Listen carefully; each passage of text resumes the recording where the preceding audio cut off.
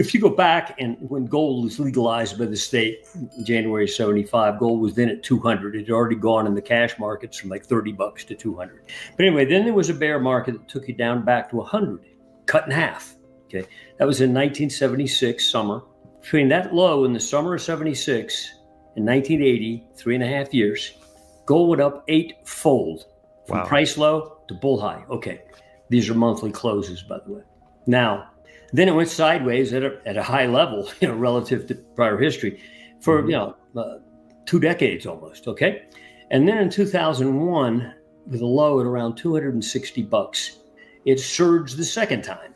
And when it peaked in 2011, a longer bull market, but the same dimension, 8-fold gain in price, bear low to bull high. Okay.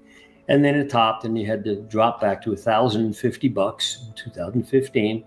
And if you measure that as the bear low that, followed that high, we're only a 4-fold move. Again, that low was $1,050. We're $4,000. Okay. You go to 8,000 plus, and then you could at least say, gold matched its prior old bull markets in terms of ratio scale. That's not a target on our part. That's just pointing out a feature that people just are not aware of.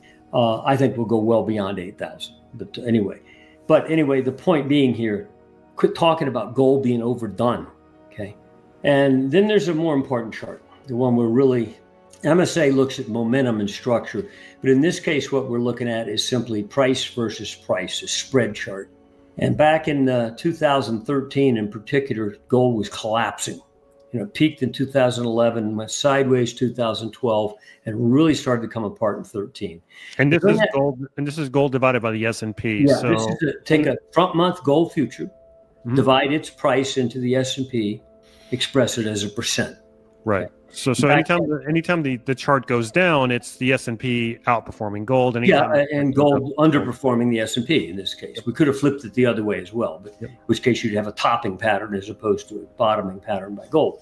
But anyway, you can see that since 2015, when gold made its bear low in price, that was when it was just above 50% there. It was right where gold price actually ended the downside. If you go sideways from there for 10 years, you've been either side of that level equally. Meaning, it depends on when you look at it, but gold's been par to the S&P. It's done just as well as the S&P with ebbs and flows, better times, worse times, but sideways. Now, but in that period of 10, 11 years, I count 1, 2, 3, 4 highs that define a gradually declining resistance line. We hit it back in April. That's when gold was surging in net price. That's when we hit it the last time there. That's April of this year. No, the other time. There they go. That's when gold was surging in price, where the S&P was dropping 20%. That's not supposed to happen according to common wisdom. When the S&P gets kicked bad, gold should go down too, right? It's falsehood. Anyway, you did back off from there, and gold went sideways in price for 5 months. It hit 3,500 and just went dead. Constant selling, but no real sustainable downside gains for the bears. Now you're intra-month with a week to go in the month, you're at 61%. You close a month at 60% or higher, dividing December gold future into S&P, and that's a breakout. So what this chart is telling you is if this were a price chart and the average guy looked at it and say, oh boy, this is a major breakout, I got to buy this thing. Well, that's right. It's telling you that gold is, while it's been doing okay versus the S&P for a decade, in real terms, up and down, but sideways, it's breaking out. This is just starting. This isn't some old game. It's just starting. That's a fresh breakout. Again, if this were a price chart and you saw that happening, you wouldn't say something's about the end. You'd say something's beginning. Okay. So what this is telling us is there's a major asset class shift out of especially the U.S. stock market bubble, which is probably the biggest one in the world. Many other markets don't have bubbles like we do. They're up like us, but not bubbles. And into monetary metals. We've already seen evidence of that. The last couple of years, gold's been doing well versus S&P, but it's only begun. We've just broken out of the massive base. So when this breaks out, it's likely to happen this month. All you do is hang around on the spread and it breaks out. This thing's going up for years. You don't have a base like this that go up for 2 months and then fail. This is a start of something. So it's an investment grade smack in the face reality's changing, guys. Something's going on. And it's also when you hit those levels before and you go about 6 months to the right, you're not fooling around. You're headed down. Okay. That resistance you didn't come back a second time and get back above the first peak. Each time you hit it, you didn't get back above the peak that hit it. You started down. And either that meant gold was going down in price or gold was going sideways. Like from that 2020 high, the collapse in the spread was big. Gold also went down, it went down 20% in price from over 2,000 to just above 1,600. But it also dropped a lot versus the S&P was firming then. Okay.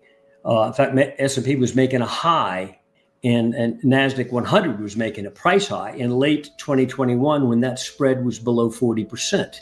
That lowest reading you see there. That was a coincidence, but gold go down and stock market making a price peak.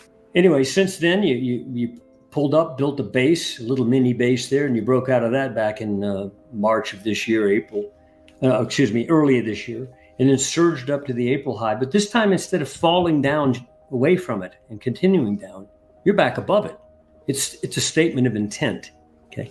Anyway, this is a table pounder, and this is the kind of thing that if you're thinking of investing long term, it's saying you need to reorient your thought process. And there's another spread we're watching also. If you want to flip a few pages beyond in that report that we were looking at, this is a very informative chart. It's effectively hit what it's saying is zero. Okay, I'm not going any lower. Okay, this is a spread chart here versus silver versus gold, the top chart. Okay. Top chart's a spread chart. And it's week to week instead of month to month. And we go back to 2020. And back then, that's when silver and gold both surged into late 2020.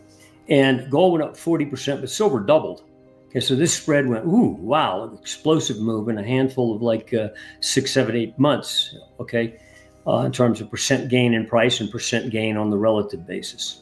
But then in late 2020 and early 2021, the spread peaked at 1.5% thereabouts and dropped. Now, silver also, like the miners back then, while gold went into a range for a couple of years, sideways range, up and down. Silver and the miners went into a more or less staircase decline. And it particularly shows on the spread chart. So while gold was sort of going lateral, they were sort of going staircase down. So the spread deteriorated. Now, during that time, silver was going up in net price. I mean, you can go back to, 2022, there was a low there at 1.05%, but the spread's above there now. It could be going up in price at the same time, right? But it's still underperforming. Now, recently, you'll notice since March, April of this year, which is when gold stalled, remember, at 3,500, the spread has exploded from what are historically very low levels for that spread. Getting under 1% is like, it ain't going free, okay? Right. You're buying something that's next to free. So silver shot up, and it's now, this is last week's close, marginally above a downtrend going back to 2021. But the better line in our assessment is that green line, the horizontal. And that line gets taken out. We're dividing these silver into these gold and expressing it as a percent. That's how you come up with this number. 1.32%. You ever see a weekly close of December silver versus these gold that puts the spread at 1.32, blows out that ceiling that goes back to 2022, 3-year ceiling, perfectly horizontal, very clear, okay? But already it's taken out a trend line. Now, if you'll scroll to the chart below, it's momentum of that spread. Okay. What we do is we take those spread readings you saw above and plot them in their relationship to a 40-week moving average of the spread. Okay. 40-week average is almost like a 200-day line or a 3-quarter average. So is the spread above that average or below it? And you oscillate it accordingly. And notice that it's created the same horizontal structure. The only difference is we're at it. Momentum almost always leads price. The level that's important there is about about 0.14. You can see the scale on the left. Okay, so if silver spread closes 0.14% above the 40-week average, which is the zero line, it will blow that ceiling.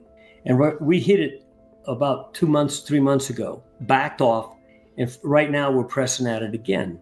Now, you close a week out on the spread chart at the top at about 1.26%. It's going to cause this spread momentum chart to break out. Almost always when you have a momentum breakout, the spread will follow. Or if this were momentum of price, then price would follow. So we're focused also on the momentum of the spread, because when it breaks out, that gives us a heads up. Expect the spread chart itself. Now, what does this mean? It means as gold enters a massive asset shift favoring itself versus stock market, within the monetary metals, silver's about to shift into a leadership position. So yeah, gold thumbs up, but silver 2 thumbs up, because it's going to beat gold. So if you're focused on monetary metals or miners, my personal emphasis is on silver and silver related, as opposed to gold related. For instance, right now, if you look at the SIL ETF, the silver miner ETF, it's not above its 2011 price high. SIL, 2011 high. You can see it over there to the left. We're not above it. It's a 90 something. We're trading in the 70s. Okay. GDX, if you hit it, which is the gold miner ETF, it's above its 2011 high.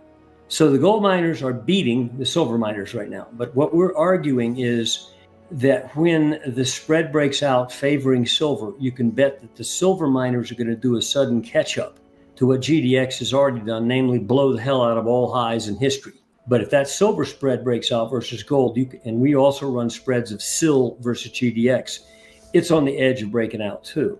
So I think there's a shift underway here. Look at what's going on. It's a slightly declining relationship. It's really not collapsing. Yeah, that trend line is important, because if you draw it right, you're right. Yeah, there you go. It goes through 4 highs, high closes, monthly closes on the spread, the green candles you've got there. And we backed off from it. Okay, you close a month out at about 93.6%. GDX expressed as a percent of the price of SIL expresses as percent of the price of GDX. This spread breaks out of what we would determine to be a 3-year gradually declining base or channel. And I think you would explode up out of that spread relationship, meaning the miners will catch up to the gold miners, silver miners will catch up to the gold miners. And I think they'll do it sharply, because this little structure here is very potent, very compressed.